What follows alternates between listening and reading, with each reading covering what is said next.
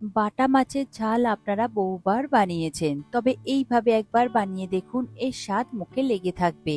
খুব সহজ আর কম সময়ে তৈরি হয়ে যায়।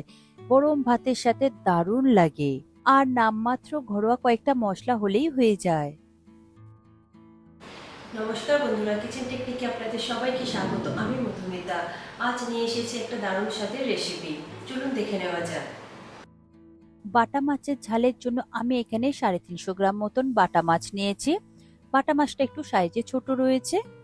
বাটা মাছ আমি খুব ভালো করে কেটে ধুয়ে জল ঝরিয়ে রেখেছি। এরপর এটা একটু ম্যারিনেট করে নেব। তার জন্য প্রথমে দিয়ে দেব অল্প করে একটু নুন। আমি এখানে হাফ চা চামচ মতো নুন দিয়েছি। আর দিয়ে দেব হাফ চা চামচ হলুদ গুঁড়ো। নুন আর হলুদ দিয়ে মাছটাকে খুব ভালো করে মাখিয়ে রেখে দিতে হবে। নুন হলুদ মাখিয়ে রাখলে মাছটা ভাজবার সময় কড়ার গায়ে আর লেগে যায় না। দেখুন নুন হলুদ মাখানো হয়ে গিয়েছে। এটা আমি 10 মিনিটের জন্য ম্যারিনেট করে রেখে দেব। 10 মিনিট পরে এটা আমি ভেজে নেব। 10 মিনিট পরে একটা ফ্রাই প্যান নিয়েছি, তাতে দিয়ে দেব 2 থেকে 3 টেবিল চামচ মতন সর্ষের তেল। এই রান্নাটা আমি সর্ষের তেলেই করব, আর সর্ষের তেলে করলে ঝালের টেস্ট বেশি ভালো আসে। সর্ষের তেল হাই ফ্লেমে খুব ভালো করে গরম করে নেব। আর তেল গরম হবার সময় সামান্য একটু নুন দিয়ে দেবেন, তাহলে মাছগুলো ভাজবার সময় কড়ার গায়ে আর আটকে যাবে না, খুব সহজেই উল্টানো যাবে। নুন দেওয়ার পর তেলের সাথে খুব ভালো করে একবার নাড়াচাড়া করে মিশিয়ে দেবেন। দেখুন তেল খুব সুন্দর গরম হয়ে গিয়েছে। গরম হয়ে গেলে তারপর ওই তেলের মধ্যে আমি দিয়ে দেব ম্যারিনেট করে রাখা বাটা মাছ।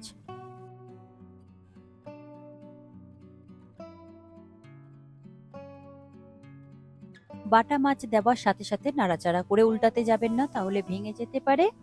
মাছগুলো একটা সাইড যখন খুব সুন্দর করে লাল লাল হয়ে ভাজা হয়ে যাবে, তখন আপনারা উল্টাবেন, তাহলে মাছগুলো দেখবেন একদমই ভাঙবে না। তবে মাছগুলো খুব বেশি কড়া করে ভাজবার প্রয়োজন নেই।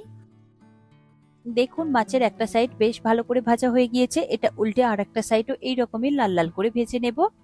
দুটো সাইড ভাজা হয়ে গেলে মাছগুলোকে তুলে নেব। মাছ তোলা হয়ে গিয়েছে। মাছ ভাজবার সময় তেলটা অনেকটাই কমে গিয়েছিল, তাই আরো 2 থেকে 3 চামচ মতন আমি কাঁচা সর্ষের তেল দিয়ে দিলাম। তেলটাকে হাই ফ্লেমে খুব ভালো করে গরম করে নিতে হবে। ওই গরম তেলের মধ্যে আমি দিয়ে দেব হাফ চা চামচ কালো জিরে, আর দিয়ে দেব দুটো চেরা কাঁচা লঙ্কা। গ্যাসের ফ্লেমটাকে লোতে রেখে একটু নাড়াচাড়া করে ভেজে নেব। এরপর নিয়েছি আমি পেঁয়াজ, একটা মিডিয়াম সাইজের পেঁয়াজ খুবই ছোট ছোট করে কুচিয়ে নিয়েছি।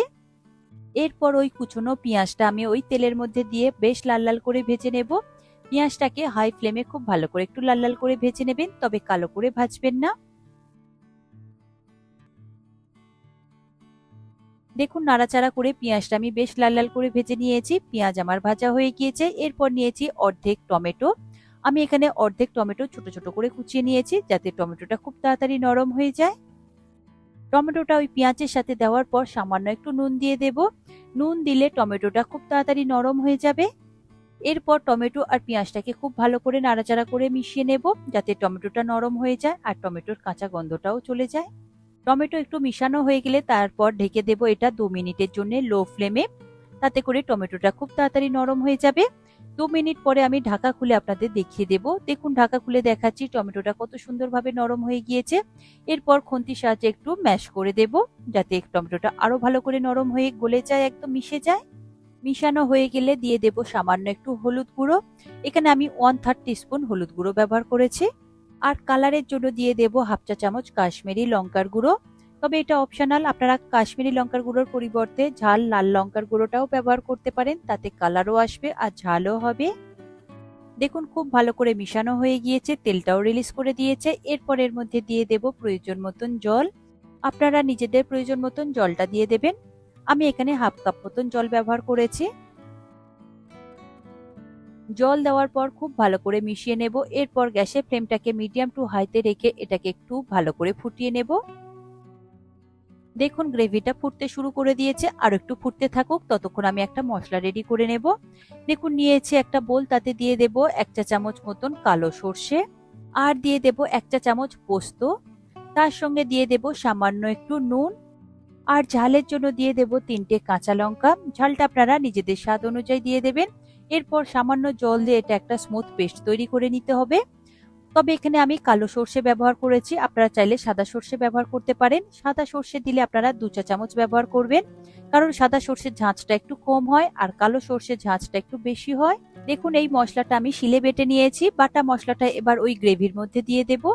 দেওয়ার পরে খুব ভালো করে একবার মিশিয়ে নিতে হবে। তবে এই সময় গ্যাসের ফ্লেমটাকে লোতে রাখবেন। এই সময় যদি আপনাদের জলের প্রয়োজন হয় তাহলে উষ্ণ গরম জল অল্প করে একটু ব্যবহার করবেন। দেখুন খুব ভালো করে আমি এটা মিশিয়ে নিয়েছি। এরপর এটাকে আমি ঢাকা দিয়ে 2 মিনিটের জন্য ফুটতে দেব লো ফ্লেমে। দেখুন 2 মিনিট ফুটে গিয়েছে। এরপর ঢাকা খুলে আপনাদের দেখিয়ে দেব। দেখুন গ্রেভিটা একদম পারফেক্ট হয়েছে। এরপর এর মধ্যে দিয়ে দেব ভেজে রাখা বাটা মাছ।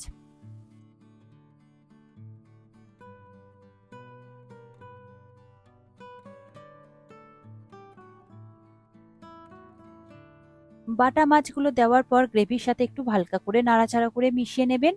আর বাটা মাছ দেওয়ার পরে খুব বেশি ফোটানোর প্রয়োজন নেই। এখানে 2 থেকে 3 মিনিট মতন মিডিয়াম ফ্লেমে একটু ফুটিয়ে নেবেন।